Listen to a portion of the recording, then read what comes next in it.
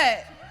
That's more like it. Thank you all for coming out today. My name is Vanessa Mbanu, and I'm the Vice President of Marketing here at the NAACP. Now, we have a very important panel for you today. It's all about detoxing. Before we get started, I want to take a minute to de-stress and, decompress. And there's something my coworker says, Amber Thomas. I don't know if she's in the building. But she says something like, if your shoulders are by your ears, drop them down to your knees. I don't know if I said that correctly, but really it means to, sit up straight, put your shoulders back. Everyone close your eyes. Humor me a little bit. Close your eyes. Take a deep breath in. 1, 2, 3, 4, 5. And exhale. 1, 2, 3, 4, 5. Okay, now we can get started. So I wanted to take a moment for you all to tell us about yourselves, tell us a little bit about what you do, and how you have come to, relate to the digital world. So I'm going to start with you, Mr. Cliff. Hi, my name is Cliff Matthews, and I am a therapist here in the city. I'm also work with reentry programming at the local detention center. And I'm also a pastor of a local church. I do a whole lot, right? And so I became aware of this issue because I have 6 children, 3 of whom are under the age of 12. Oh, wow. Yeah. Thank you. Under the age of 12, you're doing an amazing job. You don't got to talk about nothing else. Tierna, how about you? Yes, so I am Tarani. I am a media psychologist and a therapist in New Orleans. I am the clinical director of the Council on Alcohol and Drug Abuse. So I specialize in addictions treatment and media and how media impacts marginalized communities. And I heard you're getting something. It's a PhD, is that correct? Yes, in media psychology. Oh, I know that's right. Congratulations. Thank Good you. luck. And last but not least, Mr. Justin Perry. Good afternoon. I'm Justin Perry, and I, as well as Cliff, are a local therapist, licensed clinical social worker, as well as addiction specialist here in Charlotte. Been in the mental health field for a little bit over 20 years, and a lot of that work has been with children and adolescents. And so the media world is a big part of that, but one of the things I've come to realize over time is that it's also a big deal for those of us that are adults as well. Yeah. So just glad to be a part of this conversation. Yeah, absolutely. It's a very important conversation. And, as we are navigating our mental health, our emotional health, our physical health, we find that more and more we are online and we're doing those things online in front of an audience of people we know, people we don't know. So I wanted to ask, Justin, how do you feel that being constantly online has impacted your emotional health and well-being, either personally or professionally? That's a great question. And it's definitely a great question on the heels of the pandemic that we experienced over the last several years, because one of the things that I noticed for me in the midst of that is that people became a lot more aware of mental health challenges, which meant people were reaching out more, but also with us doing virtual sessions, it made it more accessible, which was great, but it was also a double-edged sword. Yeah. Because when you're doing work from your home and you're just going session after session after session, and all of a sudden the breaks and boundaries you used to have were not there at the time. And I can remember for me at one point in the midst of that, it was kind of overwhelming in a way, just the amount of work that I was doing, and I had to start recognizing I needed to actually take physical breaks to go and walk outside and do things like that, because just like everybody else, those of us who do the work also have to do the work. Yeah. No, absolutely. And you mentioned something about people who do work also have to do the work. And I want to throw this one to you, Cliff. Have you found that as you practice, there seems to be this stigma amongst our people with getting mental health resources that we need? Have you found that to be true in your line of work? Absolutely, I have. And I see its real impact on a daily basis. We need to learn how to have conversations about mental health, because the end result of not having that is that we have a large number of our children who are incarcerated, and a lot of that stems from our unwillingness to engage in professional help when they're younger because of the stigma around it. I like to tell people that there's some stuff you just cannot pray away. There's some stuff you're going to have to get some help with. And I like to also encourage folk to never forget that we're looking for miracles because of our faith and our black church tradition, but sometimes that miracle is in the bottle, and we need to be clear about that. So it is a constant challenge. I think it's getting better. I think people like my co-panelists here are doing a great job of raising awareness about that. So, yes. Yes, absolutely. I'm going to throw it to one of your co-panelists, actually, who's actively doing this work, in the sense that I think that younger generations, maybe millennials, Gen Z, to a certain extent Gen X, are more receptive to, going to therapy and doing wellness. And sometimes we have to have those tough conversations with our parents, our aunties, and uncles. What are some best practices that we could use to really tell people, like, hey, I think, you might be a little bit overwhelmed, or, it's okay to not be okay? How have you seen that we can perhaps have these difficult conversations and get people to really take care of their mental health? Yeah, I think modeling is probably the best way, because sometimes when you talk to a person directly, they may think you're being judgmental or you're coming from a place of shaming them. But if you model the behavior of like mentioning to them like, hey, I have my therapist appointment, or you share the tips and tools that you are learning in therapy with your family members. Yeah. So it's kind of like, as therapists, we know that what we're teaching them, they're going to go and apply it to their lives and in their social spaces. So modeling the behavior that you wish to see is always the best way. You're absolutely right, and I'm gonna go off script a little bit because I'm Nigerian American, so I come from a very big Nigerian family, and something that I've actively tried to combat in the work that I do is, kind of going away from struggle mentality. Yeah. President Johnson says we don't have to think in a deficit mindset. And sometimes I think that my community takes it a little too far, in that if something is going wrong, it's like, no, it's not. Well, you woke up today and you have a job and you have all these things. Like, how dare you be sad? How dare you be overwhelmed? Yeah. And so I want to know, like, how do we start to kind of change little things in our day-to-day lives to say, no, we don't have to constantly talk about and think about the struggle, but if you are in fact struggling, you need to go get help. And so I want everyone to answer that. Yeah. So I think it's a great question, and I think when you talk about the diaspora, like the reality for us is that a lot of our story is about overcoming challenges, overcoming trauma, overcoming all kinds of things that have been ignored, right? And so the work is actually recognizing that things can be multidimensional. You can be grateful, you can have great things going on in your life, and you can be having challenges at the same time. It's not a dichotomous situation.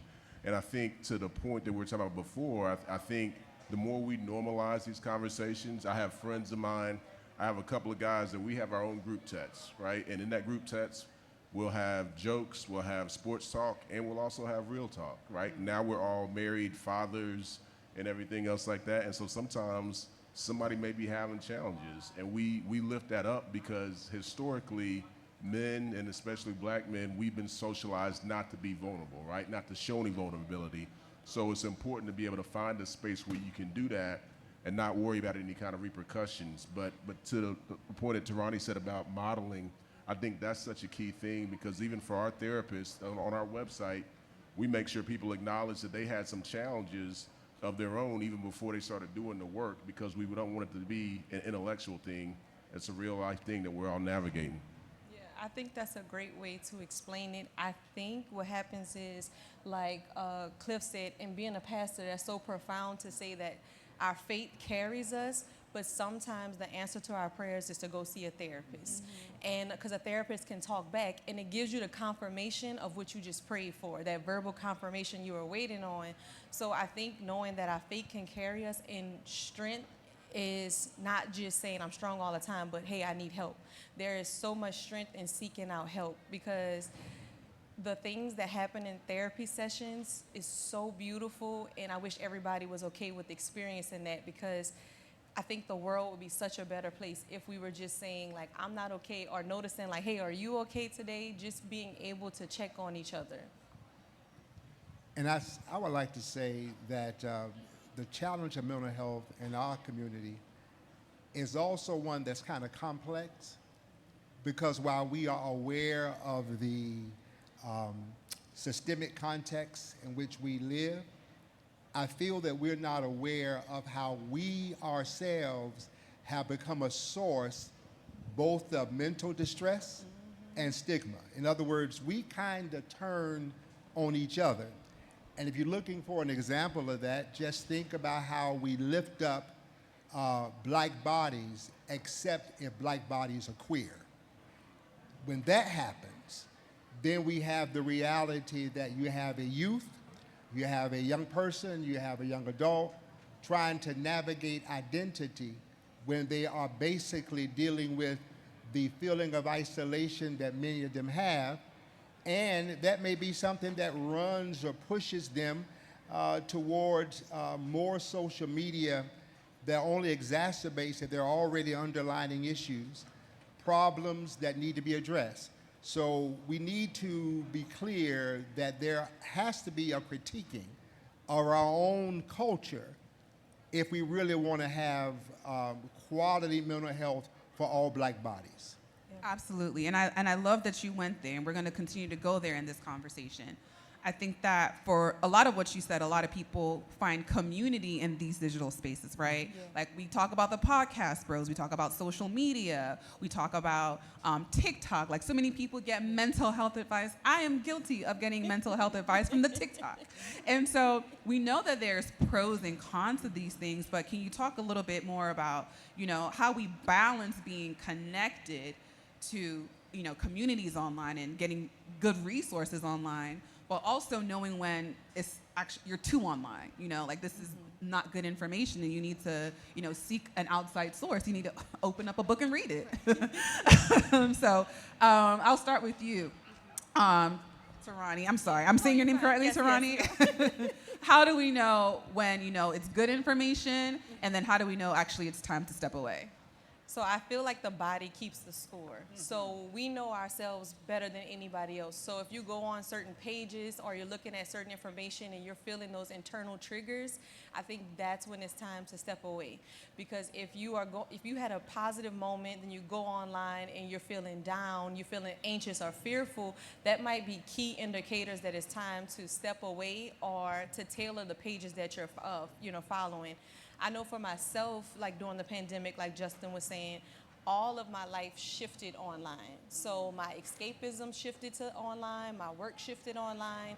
And so also being a person who cares a lot for a job and just in general, I found myself being angry by all the social injustice I was seeing, by the uncertainty in the world. And I was outside of my own emotional state where I was saying, okay, it's time that I take a break. And those breaks look different for everybody. I had to take a month off just to recenter. And some people, it might just be weekly parameters that you set around social media usage. But I think we know our bodies, and the body does keep a score of what's going on. Yes, and we need to set boundaries. Yes. We need to set boundaries. A little offside. My colleague and I were talking about Love Island. How many of y'all watching Love Island? Yes. It's okay. It's a safe space. And I wasn't watching this season, but she was. And every day I would see her post about it. And I'm like, dang, she's really invested in the show. And then I started watching it, and I started posting about it. And I was like, wait a second. Because you watch these things as a community, and you go online, and you forget that these are real people, and they're going to come out, and they're going to see all these things. And it also affects the work that you do because, Huda and Chris are arguing, and now I'm feeling upset about it. And I'm like, why did they do that? And so what's a personal boundary that you set for yourself, whether it's in the digital space or offline, to say, like, this thing is affecting me negatively and I need to step away? And how did your life get better or maybe even worse? For me, I had to say it was not going to start my morning or my evening. So when I first wake up, I'm like, I'm not touching the phone, I'm not checking emails, I'm not checking a group chat, I'm not looking at anything. So I decide how I start my day. So I think before, I used to just grab my phone, and then whatever was in my phone was the emotional state I carried throughout the day. And then at night, I would also go through the same routine. So I start a very different morning and night routine to balance myself out. Cliff, you have children under 6. So I know you know all about boundaries. Not as much as I should. And this is where it gets difficult because at my age, I am, like many of you, I'm a digital immigrant. My children are digital natives. Just last week, I was traveling on vacation, going to a convention, and I got stuck trying to upload a video. And it was my 9-year-old son that said, "Dad, give me the camera, give me the phone." And he did it just like that, right? So one of the things we have to do as parents is recognize that the bully that we used to deal with on the playground, that bully now may lurk on digital platforms. And so our children may be exposed not only to negative messaging, but also messaging that really seeks to destroy who they are. And so for parents, grandparents, those who care, there has to be a greater degree of vigilance and also a greater amount of vulnerability that we have with our children to open up conversation. We can't have conversation with our children if we begin by shutting them down, right? We just have to recognize this world is not the world we grew up in, right? I grew up, if I was bored, I played marbles, I played outside, we did hopscotch, we did foursquare. Our kids don't have any idea about marbles, hopscotch, and foursquare. They know Nintendo, PlayStation, and that's not all bad. Another example of that is I have an older daughter who is an Afghan war vet. And we know from research that there are some diagnoses, for example, PTSD, can be helped or mitigated somewhat by a careful use of social media, right?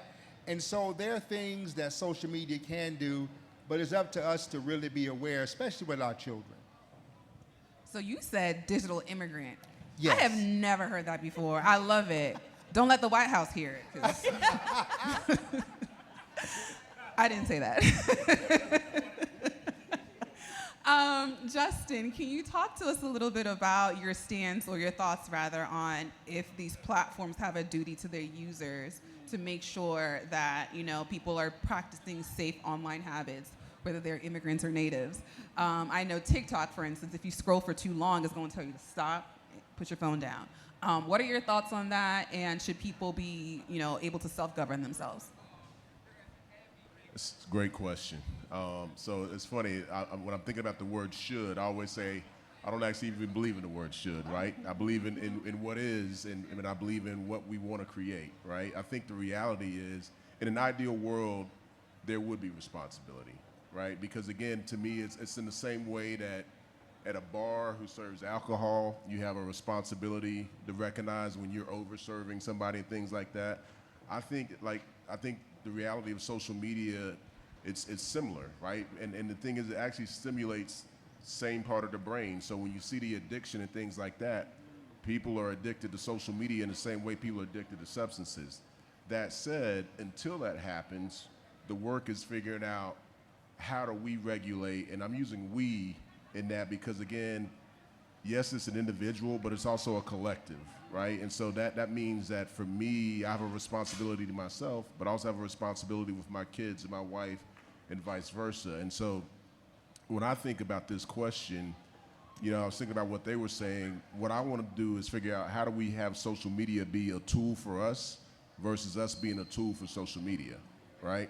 And I feel like lots of times the algorithm starts to use us versus us using it, right? And so I think it's important that we as families, as communities, have open conversations about this the way we are, because it's guiding so many parts of our lives that we don't even realize. There's things that we're doing, there's things we're arguing about that we think came organically from us, but the truth is it came from our feeds, and all of a sudden now we're taking it into our real lives and carrying out something that may not even be real.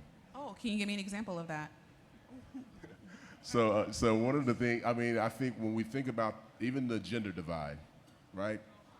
And again, that's a whole thing, but I'm gonna kind of narrow it down. But even when I think about the cisgender male-female divide and everything else like that, and I think what's happened is there are genuine realities of hurt that have happened in relationships for women. There are genuine realities of hurt that happen in relationships for men.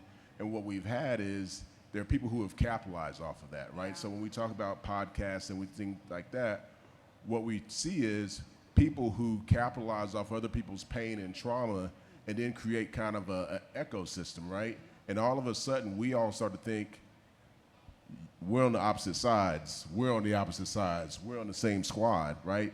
Versus recognizing, look, I got some hurt I need to deal with, you got some hurt you need to deal with, and then collectively, we got some hurt we need to deal with. And so to me, I think the big thing with social media and anything like that is, what I want to do is figure out how to use it for a small amount of time and then actually do the real work directly with a human being so that, again, I'm not being manipulated. That's a great point. The gender wars are definitely real, and I have fallen victim. Because I always say, men don't have friends, they have buddies. Because with women, when something goes wrong, you are texting your girl immediately. You're in the group chat, you're having a 911, you're having an SOS, you're having a brunch. Like, I feel like women, we tend to over-communicate our feelings and we talk to our friends. But then I think men, on the other hand, sometimes black men, it's like, oh, you're not going to find out till 6 months later, maybe at the barbershop, if you bring it up. That's my opinion. I am not a therapist. Do not take advice from me, please. I'll say, we're going to have a whole conversation right now, right? And so I feel like a lot of us are getting our advice or what we should do from podcasts, people who are here to entertain and people who are here to make money. But then there's also a lot of really good information on podcasts. Like, I know I listened to The Read, and that's how I found out about therapy for black girls. And that's when I was like, oh, it's cool to go to therapy now. Like, let me go find somebody for me. And so can you talk to us about, all of you, about how to find the right therapist, right? Or a therapist. Let's start with a therapist, and then we're going to get to the right therapist, because it's not a one-size-fits-all. I always tell people just a quick Google search within your area. Like, Psychology Today is used worldwide. So I say go on Psychology Today, and you really can tailor it. You can check whether you want a woman, a man, whatever. You can get very detailed of what you want. And I tell everybody, you try on the right therapist so you get the right fit. Mm-hmm. So if you go in and you think, okay, I wanted somebody that was a black woman, and then you go in there and it's not right for you, you can fire that therapist and start again. I think a lot of people go in and they have a bad experience with one therapist, and then they say, oh, therapy is bad. So I tell them, just keep trying till you get the right fit. But I did want to go back to about the media. I do give homework, and I find media pieces that's relevant to whatever they're dealing with, because most people, they don't like to talk about themselves, but they'll talk about a character that's very similar to them. Mm-hmm. So I tend to find a show or a YouTube video that is very similar to what they're dealing with, and I'm like, I think you would like this show, and let's talk about it when you come back. And they don't realize it, that I'm processing your emotions and your feelings through this character, because right now you may have resistance, but it's easier for you to talk about media. Now, do we think that, you said something about finding a therapist and, you can basically filter it to have someone who looks like you, talks like you. Do we think that actually helps us, or does it hurt us in the long run? And I'm gonna tell you why I said that. It's an open question for everyone. You ask, okay. Does it help to be discerning about the therapist with whom you want to deal? Absolutely. And I think it's also important for us therapists to be honest about who we can't help, right? Yes. Like, one of the things I'm clear about, and I work with Mr. Perry, is an 8-year-old is just not going to help. I'm just not going to do that, right? I have that at home already, and I just can't relate to that. So I tend to focus primarily on persons in transition who happen to have a higher level of self-awareness, and they're looking for a mature individual that can be a good listener and guide. Now, does that help? Absolutely. And it helps across both gender and affectional orientation. And there are sometimes as therapists, we have to just say, I don't feel I'm a good fit for you. And it's okay, and that's how we should do that. Mm-hmm. I love that. Justin? Mm-hmm. No, I love that question. And as Cliff was saying, he's on our team. And part of why we have a team is because, again, no one person can deal with everybody, right? And so I think the work to the point is recognizing, one, as a clinician, recognizing that somebody may not be the right fit for you, or it may not be the right time, right? I may have too many people on my caseload that are dealing with this, and I'm burned out there. So I need to find somebody else that's there. On the flip side, for clients, Tarani and I both were talking earlier about working in the addiction world, and one of the things we'll say is, somebody will have one bad experience with a therapist, but they'll stop. But I'm like, well, how many bad experiences with drugs and alcohol have you had? But you've kept going, right? Right. And so it's saying, like, right. And so the part of the work is recognizing that. I think, one, yes, you can use all of those things, psychology today, Open Path Collective, all of those kinds of things. And what's important is, can the person deal with your challenge, right? Because we may share the same race, we may share the same gender, but we may not share the same perspective, right? Yeah. I need somebody who can truly understand what my challenges are and speak to that, which again may be within my same demographics, but it may be another demographic. Yeah. But what's important is, can you actually work with me and what I need and get me to where I want to go? Yeah, and I need to leave a Google review on my last therapist. You should have broken up with me. The first time I tried therapy was actually in the pandemic, and I said, listen, lady, I think I have a shopping addiction. And she was like, well, can you afford the things you're buying? And I said, yeah. She's like, well, what's wrong with that? And I said, I'm healed. Hey, the addiction folks right here are hurt right now. And I didn't go back. And then I tried therapy again, and she just kept trying to sell me her book. And she said, well, in chapter 3, I said, I'm not reading your book, lady. And so I just kind of felt like, well, maybe I'm fine. Maybe there's nothing wrong with me, but you're absolutely right. Wait, where are you again? Where are you located? I'm in Maryland. Okay, we got to get Maryland see. together. I got Care First Insurance. Hit me. If I can piggyback on that, I do feel it is absolutely crucial that we are clear about our own biases, especially around how our faith perspective shapes our view of what is right and wrong. I haven't found anybody yet. Maybe I will find somebody, but if you are a diehard believer that anything other than heterosexuality is the will of God, I don't know how you're going to help a 25-year-old male who is not there.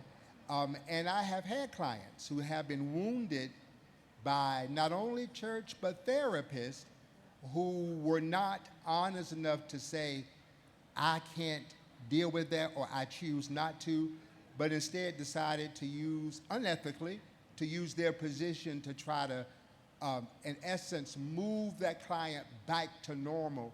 And that's just not cool. So we have to be diligent about it. It's not. And it's something that, my boss is in the room, can I say this? I think as a legacy institution, we grapple with every day, is that the NAACP is extremely inclusive. There is room for everyone at the NAACP, but we do kind of start some meetings with a prayer. We do have some of our meetings in the church, but that doesn't mean that we want to exclude anybody, especially not the LGBTQ community, because LGBT issues are Black issues and vice versa. And so I want to say, not just for the NAACP, but really any institution out there, because I feel like, especially the younger generations, we don't like them in. Even the word institution is just a little bit too much for us. How do we start to say that, yes, spirituality and religion is one way, but it is not the only way, and maybe you have other options, basically, right? I'm not against you. Maybe this has happened in the past, but I am not going to, let you down, or I'm going to be your ally, regardless of whatever my faith is. How do we start as a community to kind of have those tough conversations and bridge that gap and really, be there for the people that really do need us the most? For me, I meet clients where they are. So I go wherever they're ready to go. So I don't impose any of my spiritual beliefs, political beliefs, anything. If the client goes there, then we go there together and in a very safe way, safe space. So a lot of times, a lot of my clients, they'll come in and they have their own source of higher power. It doesn't always mirror what mine is, but I educate myself on, okay, this is how their spirituality or their religious beliefs are. How can I incorporate incorporate what they already are believing in into the sessions. I think as therapists, we don't suspend our biases and then we end up hurting people. But if I don't know about you, I get to learn about you, because I may be an expert in the field of therapy, but I'm not an expert of your life. I'm not an expert of your lived experience. So I take the first few sessions and I want to get to know you. I want to get the things you're passionate about and the things that you feel like save you. And in that moment, I go and educate myself, and then I tailor your treatment to what I know is going to work for you.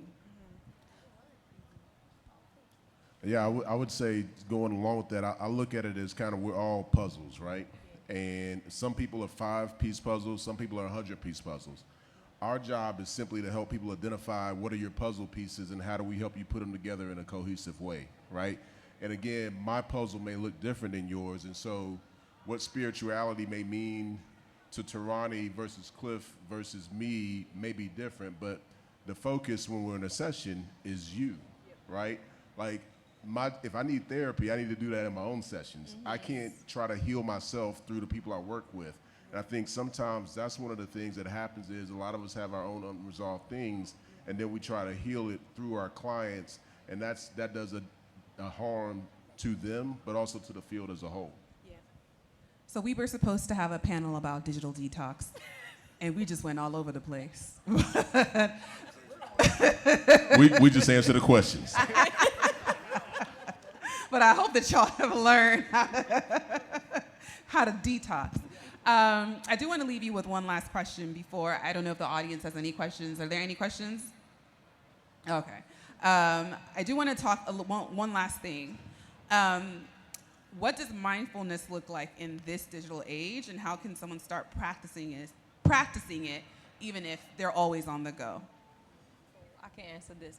I think we don't have to invent the wheel. So if you already have this phone addiction, you're already on it, we can find mindful apps. We can incorporate your phone into the healing. So instead of you using it to just go through the different apps, if I know, like, okay, you're constantly on your phone, you're constantly emailing, let's set it up where you get mindful minutes emailed to you, or we set a timer where that inner child comes out, you could do a fun dance break. So using what you are already used to is how I tell people that if you're on a go, you don't have to reinvent anything. You don't have to spend all of this money.